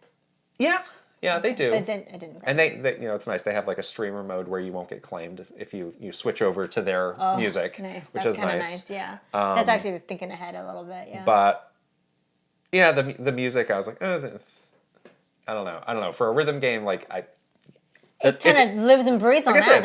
It's important. Yeah. Yeah, and it wasn't grabbing me. So maybe a bit of an alternative take on this game. I certainly don't hate it, but it was not like super grabbing me. Okay. Pocky Jockey, anything new there? I've been playing. You've still been playing it. Every day. Breeding more cybernetic horses. I've bred so many horses. They're all named after chili peppers. Oh. So I got habanero. I got Carolina Reaper. Serrano, jalapeno, ancho. Those are peppers, yeah. Those are pepper horses. It's so cute. Everyone should play this game. Great. No new updates there. Let's move on to the news. And let's start with this developer direct, which I think we both checked out. Yeah. So this is a new kind of a streaming online video event format that Xbox was trying out. As the name implies, the developers were very front and center. There were 5 games that they were highlighting: Minecraft Legends, Forza Motorsport, Hi-Fi Rush was in the middle as a big surprise, Elder Scrolls Online, and Redfall. What did you think? Yeah, I liked that the developers were front and center. That's one thing that we have said we missed. At Nintendo is like we don't really see or hear from the developers that much anymore. Yeah. Especially the ones that are not like Miyamoto, Aonuma. Yeah. Like the big 3 or 4. Like some of those developers that are really deep in the trenches with their game, you don't hear from. So it's cool to see it like very much the focus of this. A lot of let's go to an office that looks the same. It was way too much like slow-mo footage of somebody walking through an office or like over the shoulder of somebody like making a 3D model or something. Yeah, I get it. You're on the computer, you're doing an email, you're you're in the conference room, it's glass, blah, blah, blah. It's like, hey, HR department, what, recruiting B-roll can we put into this? For this? Yeah, I would like it to be a little bit more. I think that if they want to have it feel like it's coming from the director, or I'm sorry, the developer, like just make it feel a little bit more authentic and less like produced like you were saying, like stock. Right. Corporate stock footage. Yeah. Not that many like groundbreaking announcements really. Like there's a couple of things that they had in there. I mean, obviously the shadow drop is cool. That's what Nintendo does in those indie directs a lot, like some sort of shadow drop. But sort of not like a Nintendo Direct level of announcements and news, I would say. A question I had for the future is, obviously this is good for having developers talk about their game. But the thing that's good and different about a Nintendo Direct is it can really work with anything. Right. So it's like, hey, we got these new Mario Legos. Let me tell you about that briefly. Like, you can put that in. It's like, will Xbox ever deviate from that to this? And if so, who's doing that? Yeah. How do they pull that off? Or maybe they're just like, yeah, that's not what this is for. We're sticking to this. Yeah, exactly. I was wondering the same thing because it's like they've already limited themselves in sort of the way that they worded this and scoped this. I guess they have the Microsoft Showcase, which they do around E3. Yeah. That could be the other thing. That's more like... But they only do like one of those a year. Exactly. So, who knows? Yeah, who knows if they're going to broaden this or keep it focused. Yeah. But I mean, even so, I don't think it was like a significant amount of news. I agree. Yeah. I thought the format was okay. I think they have a lot that they can learn from for the future. I think the pacing was a little bit slow. Mm-hmm. The amount of detail that they're talking about per game was maybe a little too much. Yeah. And I think it's hard for me to criticize the developers because they're not all natural spokespeople, but. Yeah. Some of them, it was like the delivery was just like, I'm clearly reading this. A teleprompter. I'm frightenedly reading a teleprompter. Yeah, for sure. So, I think that was a promising start. I thought the inclusion of Hi-Fi Rush was much needed. Yeah. I think the reception to this would have been a lot lower if they didn't have that game to kind of give it a shot in the arm of excitement. The way that they placed it in the middle of the thing, too, was good. Yeah. That was a good, like, change of pace and a fun surprise. And that was probably one of the better deliveries as well. Like, it was a nice, more conversational between, like, the two people. That was fun, Yeah, so that was, I think, if anything, that should be like the model. Yeah. They have it be more conversational versus being very scripted. We asked our Patreon subscribers in a poll what they thought of this. 11% said, I watched and I loved it. 1% said, I watched it and don't think this is a good format. 19%, this is where I put myself, I watched it and think the format is promising but needs work. Mm-hmm. And then 69% said I didn't watch it. Yeah, I'm surprised at how high that is. There were a number of people who said, I didn't even know this happened. So, oh boy. Maybe just going a bit more broad for the future for Xbox to make sure people know about this. Yeah. Couldn't hurt. I'm surprised that people didn't know about it. Jay Rando said, it isn't perfect, but I do like this format and hope they continue with it. I think to improve it, they can shorten the length of time to talk about each game. Roughly 45 minutes is a long time for the amount of games shown. I like to hear from developers, but when it goes on a bit too long, the presentation can drag. I agree. Kai Wright said, honestly, when it's not Nintendo, I don't really get excited for these events. I'm happy to just read about what was announced and watch the trailers after the fact. Sony and Microsoft don't have that same magic Nintendo does where I get a rush of adrenaline and wait eagerly at my computer for the show to begin. That's true. Mm-hmm. They don't have that same just maniacal fan base waiting, anticipating, predicting. Yeah, and also I think there's just the unpredictableness of a direct is hard for them to capture because they do have very anything can happen. Anything can happen, but not anything can happen with Sony and Microsoft. Not yet, yeah. Yeah. And finally, Gartooth said, I didn't know what to expect, so I tuned out because I don't care about Forza or Redfall. Hi-Fi Rush did catch my eye when I read the headlines afterwards. Yeah. Yeah. There was some other Xbox news, and I'll just read the quote here. Our teams are working hard and look forward to sharing even more of what is next for our fans when we return to Los Angeles for our yearly showcase this summer. And notably, they did not mention E3. Yeah. What do you think of this? Yeah, I think we were thinking about what, E3 was going to look like this year, because there's a lot of, I think now the precedent and I think the learning that people have, that these other companies have, is maybe they don't need the ESA to put on a show. Yeah. Because we've got the Jeff Keighley Summer Game Fest event that was last year that we went to. That was very cool. Now it seems like other, Microsoft, maybe even some other big companies are thinking about doing their own thing. So, yeah. I'd be interested to see what that is. Maybe they do it alongside the timing, just so that people that are already in LA can go to both, or... Yeah, I was wondering why they needed to do this. So they're saying, no other big announcements until June. Right. Which is kind of a long time. It's 5 months from now. Obviously, E3 has not... they said there's going to be an E3. It's going to be different, but we don't know the full plan for that. Right. So maybe that's why they didn't mention E3. In the past, they have done this thing where they're basically in the vicinity of E3, but not officially part of E3. Mm-hmm. I don't know. Yeah, I feel it's hard to make total sense of this. It is hard. I do think that they maybe want to have just a bit more control over the scale of it, because E3 is very expensive, and it has like a certain sort of caliber of what you need to do. So Microsoft can't afford E3. No, I think they absolutely can afford whatever they want, but they may not just want to. Might not be a return there for them.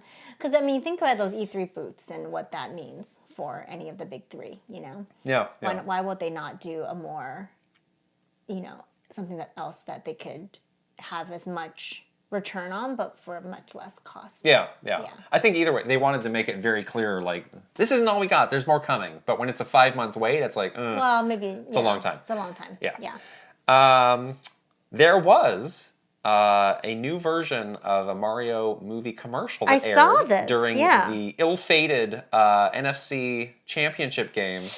American football, not proper football. Yikes. We have a global audience. That game didn't go well for me as a San Francisco 49ers fan. I'm a fair weather fan, so we saw Cat Mario. Cat Mario was there. I saw this too. I did like a double take of like, was that new? I think that was new. That was new, yeah. So we saw Cat Mario in this scene with Donkey Kong. We also got to hear Seth Rogen speak as Donkey Kong. I thought both of these were cool. I thought it was very cool. Yeah. Cat Mario is very cute and furry. It's true. He looks like he's wearing a costume. Yeah, it does. Like he just put it on. Yeah, so it looked less like he transformed into a cat, and more like he zipped himself into a Mario. A cat onesie. Right. But regardless, very cute. Always fun to see. The different there's so many different power ups that they could jam into this movie, pretty much. So it's kind of fun to see how they're going to approach that. It reinforces what we were talking about of like they're not leaving anything on the table with this movie. That's right. They're showing it all, and they're cramming it all into this movie. I'd also been wondering, like, might they do a big Super Bowl ad, which is coming up in 2 weeks now? Yeah. I think this suggests that they will. Yeah. If this big kind of like mainstream sports event is a target that they want to pursue. Think so. Yeah, so this is like maybe phase 1 of 2. Of like another sort of another look at something unique in the movie. From there, the movie is about 2 months out, so it's great to like, okay, from here on, we're really ramping things up. And we're going to see Charge and Chuck during the Super Bowl commercial, right? Oh, that's so genius. I think they should do that. Yeah. Just do an all Charge and Chuck spot. Right. As they say. I hope that they do. It's starting to get closer to that time, and Mario Fever is at an all-time high with the parks opening as well, so it's good timing to do all that stuff. Our last news story is about Naughty Dog. I was sad to see this. Loving it with this Last of Us TV show, but they did say that they're probably done making Uncharted games. Boo. I'll read the quote. This is from Neil Druckmann, who's kind of the top guy there. For us, Uncharted was insanely successful. Uncharted 4 was one of our best-selling games, and we're able to put our final brushstroke on that story and say that we're done. We are moving on. Well, that's quite definitive. I'm so sad. I'm sad about this too. Favorite franchises. I was hopeful that there would be another chapter in this. I'm not the biggest Last of Us fan, so I was hoping that they would have something like lighthearted, like Uncharted. You know, it is like total contrast where like Last of Us is so bleak and dark, and this is like hilarious, is like lighthearted and funny, and still like action packed, and a little bit campy, right? Which I really loved. I'm so disappointed. I don't think we've seen the last Uncharted game because that's very popular, and they just put out a big movie. That's true. That did terribly. I think it did well, actually. Did it really? I think it was a bad movie that made a lot of money. Was it? It had Marky Mark and Spider-Man in it. Tom Holland. That's right, but then they had to like change the actors because it took him so long to make it that he got old and had to play that other guy. Right, he's Sully. Maybe we should do a watch-along to that movie. I'm open to anything. That's fun. That could be fun. I'm bummed about this because I enjoyed those games. At the same point, like I played all of those, and by the time I got to Uncharted 4, I was like, I feel like they're kind of gone full circle with this, where I don't know what else they could do. I guess so. So maybe this is just smart, like franchise management of like, let's just let this cool off for a couple years, and maybe a new team with a fresh set of eyes and ideas can pick it up. They got to do that God of War thing to it, where they totally reset the characters in the franchise. Right. Like it doesn't have to be Nathan Drake. It could be somebody else. You like Nathan Drake? I like it. Could be Chloe. I mean, they did that in the DLC. Yeah. And they've also done young Nathan Drake too. That's true, young Nathan Drake. So could be Sully. Oh yeah. Young Sully. Young Sully, that could be cool. Old Sully. Well, he is already old. Really old Sully.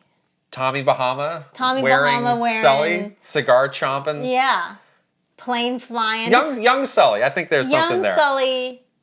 Yeah. Anyways, I like that. There's a cast of characters. There's a lot they can do. Do something, please. I love this franchise. Yes. I hope that it's not the end for Uncharted, because I think this is great. Yeah. This Last of Us show briefly. Oh my God! Yes, last night. It's like, I'm a blubbering mess. That was the best. That was the best episode of TV I've ever seen. It's like, cool. I'm not going to be watching that. Like literally, last night I saw probably like 40 to 50 people tweeting the crying eyes emoji. I'm like, you guys, this is how you want to spend your Sunday night crying? Right. No. Sobbing in a shame spiral. No, thank you. Can't be me. I watched the British sensation reality show Love Island while I played Fire Emblem, and I was on top of the world. Wonderful, yeah. Top of the world. I was not crying. Felt great. Yeah. No. Can't do it. I'm sorry. All right. Questions from Patreon. Each and every question we get every week is from Patreon. Our first question is from Tyler Geis. Oh, I've been holding on this one for a few weeks. This is good. Hey, y'all. I came across this promo from Anyway's Twitter account during the Wii U era that contended if you like Splatoon, you'll love Paper Mario Color Splash. Some of the statements in this promo are so oddly phrased and sound so desperate that I had to make sure this was actually an official tweet by NOA and not a joke. They used the fact that one of them even has color in its name, or there's a talking paint can character as key selling points. Can either of you share any background or insight on this? Was it common to compare two different games like this to promote one that maybe was underperforming? Infographic to save the day once more. They love a good infographic. That is always the go-to marketing thing to save something. Yeah. This smells like a Nintendo. They have these campaigns that they do where it's like, how do we target a certain audience? Yeah. So we always joke around. Like one of them was like, mom, dads, kids. Mommy, daddy, baby, brother, sister. Yeah. There was literally a campaign for that. There was also a campaign that was like, dads and grads. Yeah. That was bad. That was in June because it's Father's Day and graduation. Exactly. So they have these like seasonal sort of like audience-based campaigns, and this marketing smells like that. And it's like somebody was like, I have a great idea. Yeah. Like this is a game that's really popular with this audience, probably like a kid's kind of teen audience or something like that. Like, how can we get that audience to be interested in it? What are they going to play next after they're done with Splatoon? That was always like their favorite That was always a big question of like, when you have a hit game, it's like, how can we move them on to the next game? Yeah. And so, like, these are really bad Cheesy. Suggestions as far as like connecting the two games, but I think that was the rationale. That was the campaign. This was like absolutely like a boys teen campaign. Yeah. And the idea was they're done with Splatoon now. It's been out for a couple months. They're going to be looking for their next game to play. What can we put them on? And Color Splash is their choice. But I think it's badly done. Honestly, you know, at Nintendo, you're always doing so many campaigns. Mm-hmm. I think people get creatively tapped out. Oh, totally. So you end up with something like this. It's like, I got no ideas. I don't have any time because I'm working on 18 other campaigns. Right. Here's what you get. The campaign treadmill, as we called it. And you get really burnt out, and then you get a really bad piece of marketing. Creative, Yeah, exactly. So, the dads and grads, though. Also, tax day is coming up. Oh, Nintendo loves tax day. I'll tell you a story about that later. Yeah. But, the marketing campaign. Brooke Obscura is next. Which established Nintendo series do you think would work well in the context of a brand new coin-operated arcade game? Oh. I went immediately to F-Zero. Oh, yeah. Because there already are Mario Kart arcade games. Mm-hmm. My first reaction to this was nothing because arcades are dead. But then I do remember there is a Mario Kart in some cases like a Dave & Buster's or stuff like that. I guess there are some arcades still out there. I think Splatoon would be fun. Oh. But like a multiplayer, oh, that's fun. 4-player, like you get 4 guns. Yeah. Oh, like with an actual gun? Yeah. Oh. And then you like just go through like, you know, it's like sort of like the world, but you're not going online, obviously. You're just doing it with your friends in the arcade. Right. So do you think that'd be fun? And you can actually like idea. have like a Splatoon, like splat, whatever, the splat gun or whatever it's called. That'd be fun. You should do that. This made me think like, what if Nintendo just started selling off some of these old IPs? Just like put it, it's like auction it off. Guess what? It's available. If you want to buy F-Zero, it's available. Give us a proposal and make an offer. Give us an offer. Yeah. Give us your 10-year plan for F-Zero because we sure don't have one. Right. We don't have time to think about it.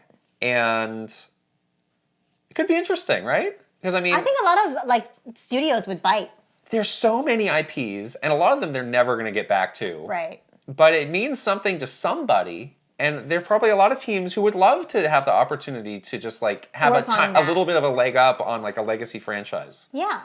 I think it's a neat idea. They never do it. But they'll never do it. Yeah. Just like the coffee table at Water. Or just loan it out. It's like, I'm giving you a 10-year license to F-Zero. Yeah, make like 2 games. Make 3 games. Right. Because clearly you don't have the time or the energy to deal with it. Yeah. Yeah. They have too much control issues to do that though. I know. That's not going to happen. It's a fun idea. Bruce Dash, hello, former Nintendo employees. I would like to inquire about Nintendo's historical stance on region locking. When it came to handhelds, nearly every Nintendo handheld was region-free except for the Nintendo 3DS.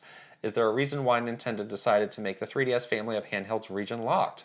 When it came to the consoles, every Nintendo console was region-locked, and this was the case up until the Nintendo Switch where it's region-free. What ultimately led Nintendo to make the Switch be a region-free console? So region locking was a major hot button issue. Fan item in the 3DS generation. But to be honest, I never got the sense that, and I never had like a conversation with anybody to confirm this, but the feeling I got was like, I don't think Nintendo cared that much about region locking. I think it was just like, this is just something we've been doing. Yeah, it was sort of like a legacy thing. Right. Yeah. Yeah, I got that sense too. And we would always bring up like, hey, people hate this. Yeah. Why are we doing this? It's like, I don't know. And then we've always done this. And then it was like, we're not going to do this for the Switch. So, I mean, we can talk about it, but it's like, we're just not going to do it. So it's like problem solved. Yeah, so I just think like nobody was paying that much attention or put much effort or thought into it. It's just like, it's just the thing. Which is kind of sad because I think people cared so much about this, but inside Nintendo, it was like, almost like a non-issue. Right. And every time we bring it up as like, oh, this is like a huge area of negativity from fans, they'd be like, oh, I guess we've always done it this way. That was like the reaction that we'd always get, which was very interesting. Yeah. So, next question. Okay, this is fun. This is a two-parter. Okay. With Bruce Dash and Race Car.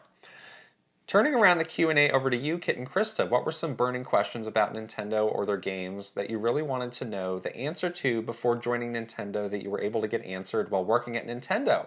And then the part 2 of that from Race Car is, to add, what are some burning questions you still don't have answers for? Burning questions for me when I joined Nintendo. I joined like in the height of the Wii U era. And it was like Wii era. It was Wii Mania when I joined. And I had the same questions that and I had lived through like trying to get a Wii, and it was impossible, obviously. So I had lived through a lot of that. And then right a year after that, I joined Nintendo. And I had so many questions when I first started about like, is the supply, like the stock stuff. Oh, the fake. Is that real or fake? Yeah. And I actually had a really weird job that we can go into another story time as well, where I was like fielding phone calls from people that needed a Wii, and somehow would get put through to me. But I was just like, I need to find out. I'm going to poke around this old office, because part of my job when I first started there was like to help move the office from Redmond to Redwood City. And I was in like those archives and in like those storage rooms a lot. And I was like, I'm going to look around. I'm going to poke. I'm going to snoop to see if there's like, is there a room full of Wiis? Yeah. Okay. Like that we just are keeping it under wraps. I did find some Wiis though. So, all right. That was not a lot of Wiis. I mean, not a ton of them. But there was definitely like a couple hundred. Okay. Yeah. So I was very curious about that whole like, are they really faking it to get the marketing? Like, juicing the demand. Juicing the demand, because it was such a hot thing, right? And that's always been the story about Nintendo, of like, this is artificial scarcity, yada yada. Yeah. Some of it was, I think, I don't think that's true, actually, with Nintendo at all. But there's certainly, there's Nintendo, inside Nintendo, there's product that you're going to be able to get access to if you work there and you needed it for something. You're going to be able to find it there. So I was like very much curious about how much of that would be true or not. Yeah. For me, I mean, I was really just curious of like the people who make these games, like what makes them tick and what are they like, and certainly got more than I could have wanted on that answer. And that's true. For the most part, they're really wonderful people, and just really, normal people too. Yeah, right. Just with normal people lives. It's like that thing in People magazine, like celebrities. They're just like us. It's true. Developers. They're just like us. And for the most part, just such sweet people. Really, the company really pounds into you to be humble. So these people are very humble. Yeah, that's true. So that was my answer on that. As far as the thing I still don't have answers for, I always wanted to know and never had like an appropriate or good way to ask, like, how much does it cost to make these games? Yeah. Because you hear like, oh, well, I'd love to see like a spreadsheet on like... Yeah, like, God of War Ragnarok cost over $100 million or something. It's like, well... Like, how much does it cost to make Tears of the Kingdom? And what is the profit margin on a game sold? Right. I don't think we ever would know that. Though. Yeah. Like, that was very cagey information. And it feels like if we ask, like, somebody could be like, mind your business, or you don't need to know, shut up. Yeah, go away, go do your job. Right. Yeah, but I just, like, I'd love to just know, like, the number, like, when you watch those things, it's like, I make this, like, thing, I make this iPad for, like... The P&L. Yes. Yes, I want to know. Show me the P&L. The P and the L. Yes. I want to know both. I want them both. Yeah, that would be really interesting.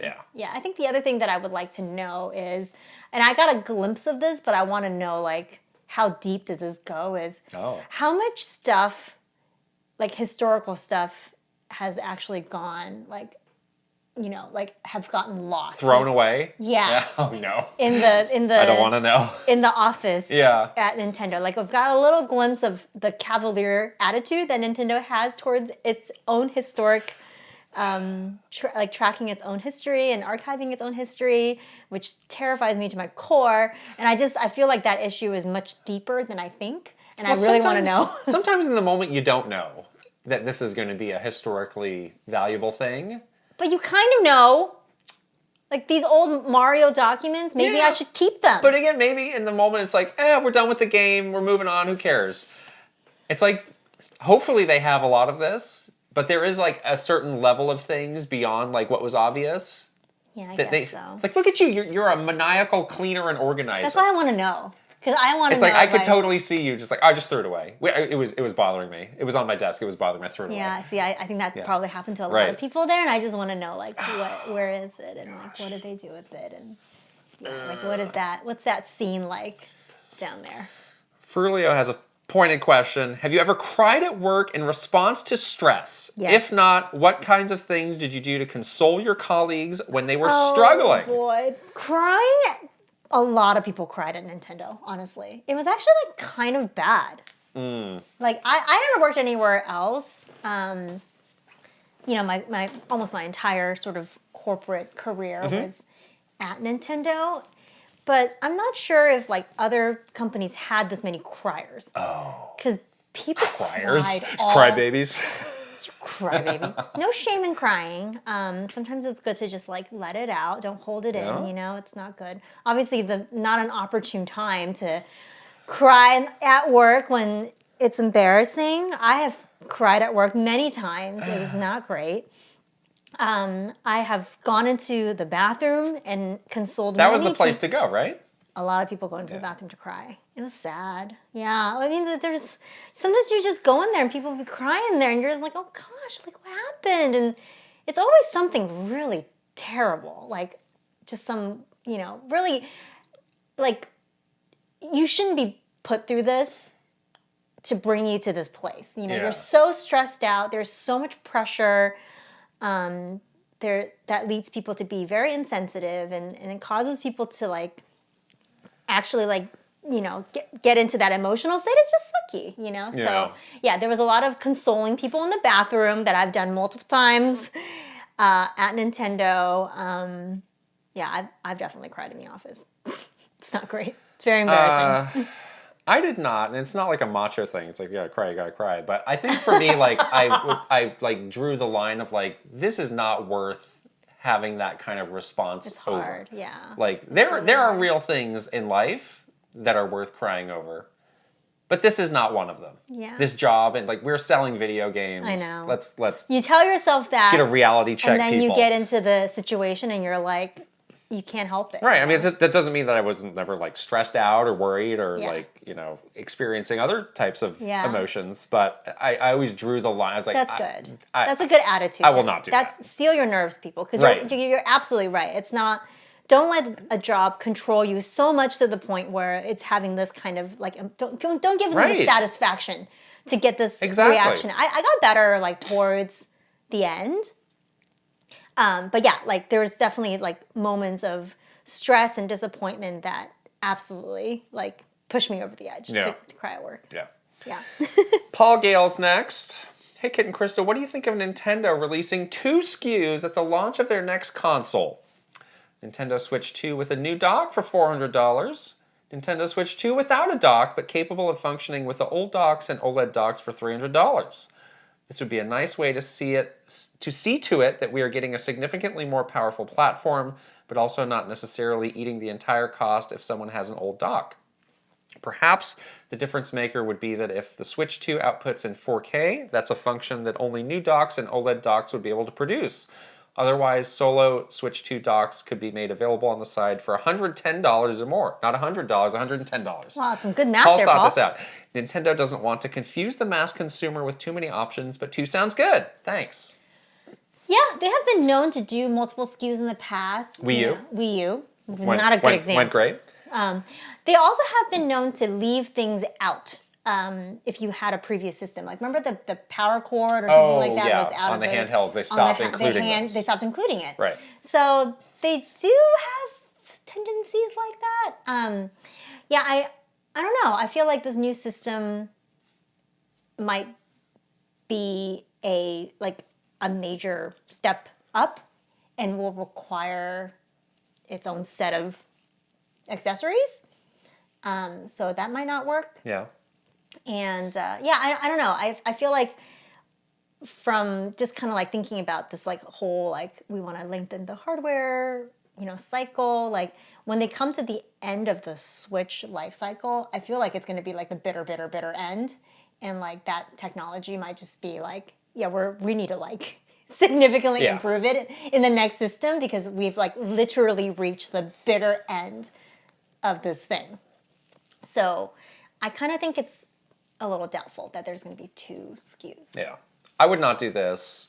It's just hard enough with a new console to get people on board with the proposition of one thing and to get them to understand it. Yeah. It's like we've seen like the confusion, the potential for confusion is ridiculously high. It's very high, yeah. It's like, wait, what? Oh, it's not this much? Or doesn't have this? Switch you. Huh? Switch you, but you can use your own old dock. That's going to be confusing for people. Like there are examples of like, so the Xbox Series X and S is... it's been going very well, but I think there's a reason is that the S has been much more plentiful in supply than the X. Right. So people only see one. It's like as an alternative, it's like, I really can't get an X. Fine, I'll get an S. That's what we did. That's what we did. Yeah. I think it's a much harder thing than maybe people think. The other thing is, it's always nice to have something else you can roll out later. Versus like doing everything all at once. It's like, this is going to be a years-long life cycle. Let's have something to do, a year or 2 in if we need a shot in the arm. Exactly. Yeah, they can have another like lever to pull or whatever. It's like I'm sure Nintendo could have released like the Switch and the Switch Lite. Like they're both available on day one. But you don't have to do that. Yeah, they did sort of 3 beats for Switch. They got Switch, they got Switch Lite, they got OLED. So they do kind of, again, in the spirit of extending the life cycle of things, like that's kind of like stuff you need to do to keep the interest up. Silvergrass Moon is next. Hi, Kit and Krysta, longtime listener, first time asker. Ooh. Long time, first time. If the magnetic/contactless joystick technology really takes off, is there any precedent to suggest that Nintendo might license or otherwise incorporate it into future hardware? Thanks for producing such a fun and informative show. Looking forward to more of your success in 2023. Thank you. Thank you, and thanks for asking. We did talk about this a little bit on that Nintendo Prime podcast that we talked about. Exactly.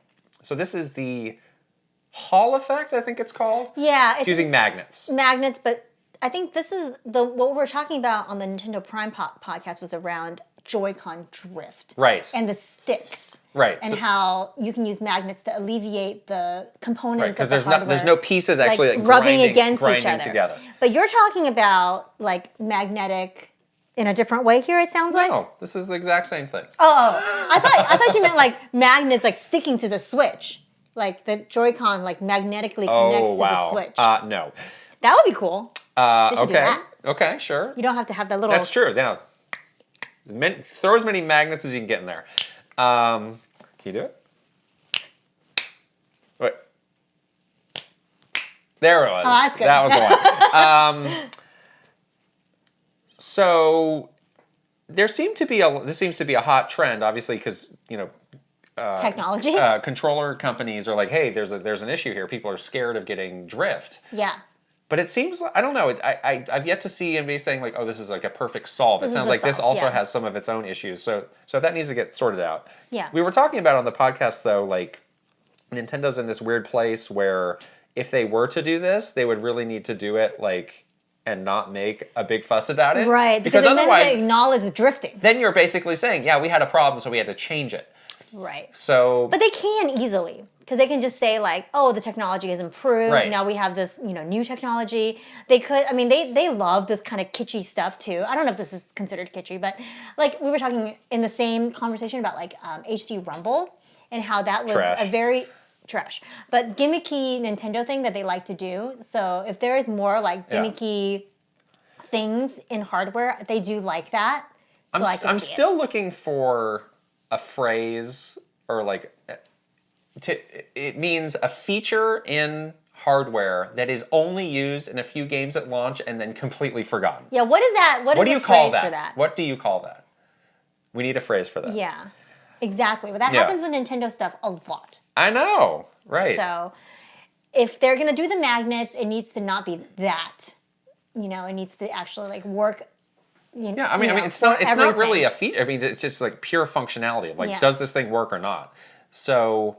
We'll see. If they can get it to work like 100% of the time perfectly, then they should really take a close look at that. How much more expensive it is. Yeah, good question. I think that also is going to be a huge factor. How much is a magnet? I don't know. Again, like this is the kind of things like, what is your P&L? Like, show me the P&L. How much are you? How much? Show it to me. How much does it cost to make like a switch in the factory? Like, how much is it? $100? Build your own and find out. $200? No, $100, right? Less than $100. Oh boy. Switching it up, underscores next. Just wondering your thoughts on some of these special editions coming out recently. The price of these things are sometimes as expensive as a console itself, and even not including the game at times. Oh no. Whoa. I noticed here in Australia today, Capcom launched their special edition for $600, which is about $415 US. It comes with a steel case, a digital soundtrack, a statue of Leon, a chest to keep all the stuff in, and some other bits and pieces. That does not sound like it's worth $400. No, it doesn't at all. I guess this is Resident Evil 4, if we're talking about Leon. Yeah, I guess so. Are companies getting away with these special editions because people are paying for them?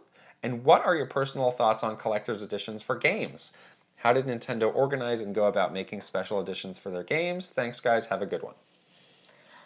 Yeah, I think the collector's market is easily exploited. Yeah. And you can see that beyond video games, like a sideshow, for example. They do those figures, sometimes they're upwards of thousands of dollars. Right. But of course, that quality is like unbelievable, so I can see why. But I think if you are in the market to collect something, if you have that level of fandom, there's really not a ceiling to how much people are willing to pay. Mm-hmm. Companies know that, and they're going to use it to their advantage.